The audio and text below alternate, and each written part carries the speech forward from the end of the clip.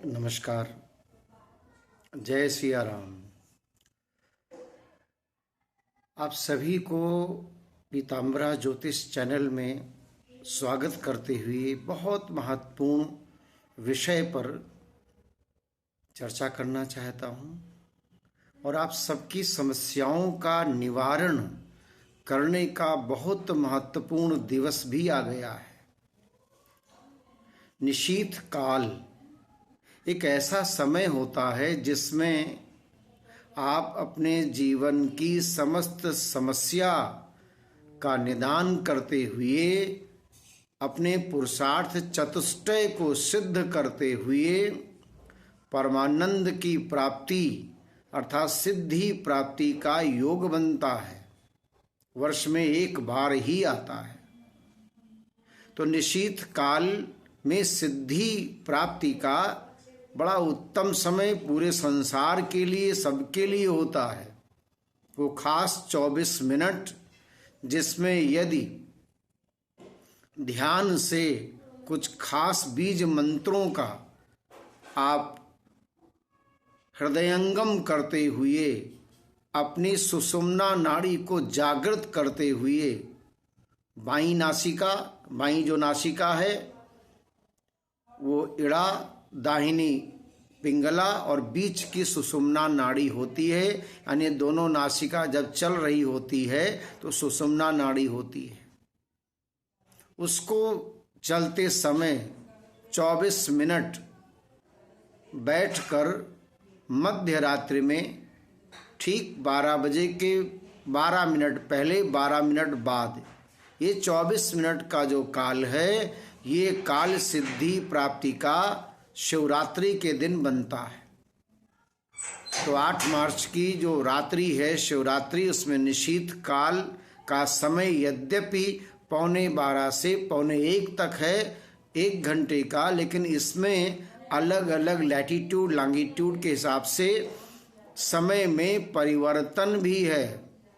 जैसे बॉम्बे में अलग समय होगा, दिल्ली में अलग होगा, सब और पूरे दुनिया में अलग अलग टाइम होगा, लेकिन जहाँ रात्रि है वहाँ मध्य रात्रि में 12 मिनट पहले 12 मिनट बाद का तो सब जगह रहेगा।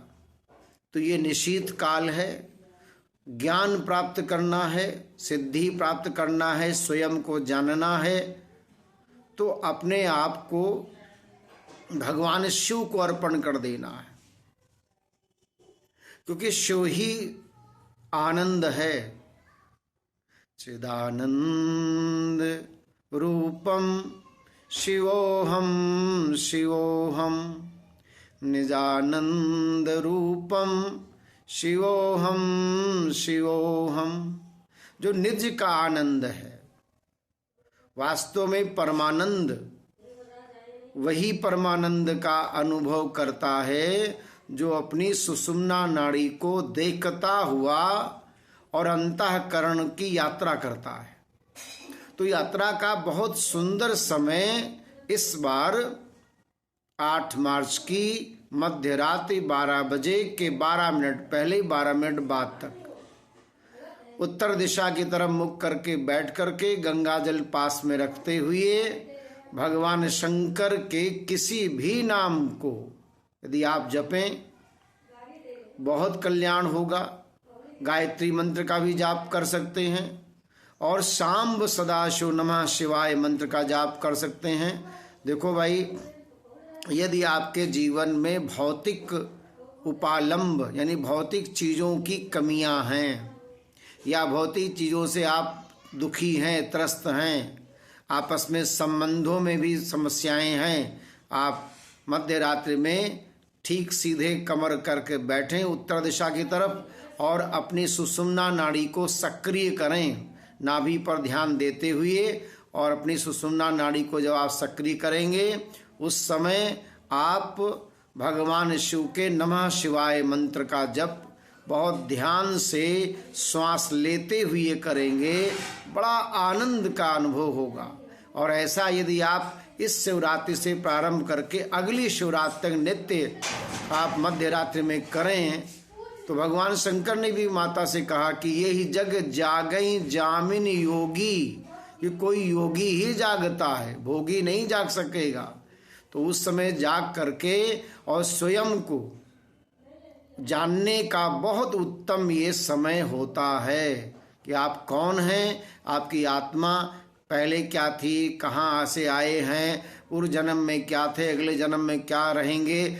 जाना चाहो गूढ़ गति जेऊ, अगर जानना चाहते हो तो ये क्रिया करना, आपके जीवन में बड़ा आनंद आएगा।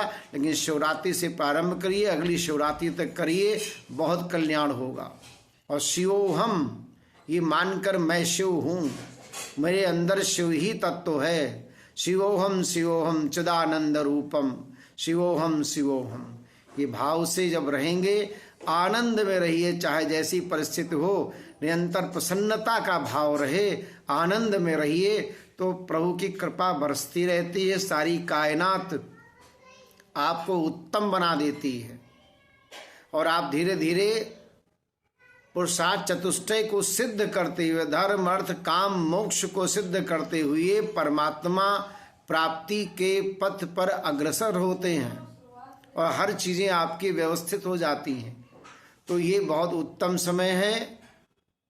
और इस समय देखो, भगवान शंकर राम नाम का जप उसी समय से प्रारंभ करते हैं, ऐसा शास्त्र कहते हैं कि शिवरात्रि की बहुत महिमाएं हैं, बहुत कहानियां हैं, कथाएं हैं, कथानक हैं। लेकिन हमें क्या करना चाहिए? हम जीव हैं, हम परमात्मा के अंश हैं, तो हमें क्या करना है? खुद को समझना है, खुद को जानना है और अपने आप को जगत में, जगत के बाहर भी और परमानंद का अनुभव करते हुए मोक्ष प्राप्त करना है, सिद्धि प्राप्त करना है। तो आप इसमें बैठ करके और आप जब जप करेंगे शिव के मंत्रों का, गुरु के मंत्रों का, तो बहुत कल्याण होगा। जो गुरुमुख हो चुके हैं, जो लोग गुरु मंत्र ले चुके हैं, अपने गुरु का ध्यान करें और गुरु मंत्र का जप करें, बड़ा कल्याण होगा। जय सिया राम।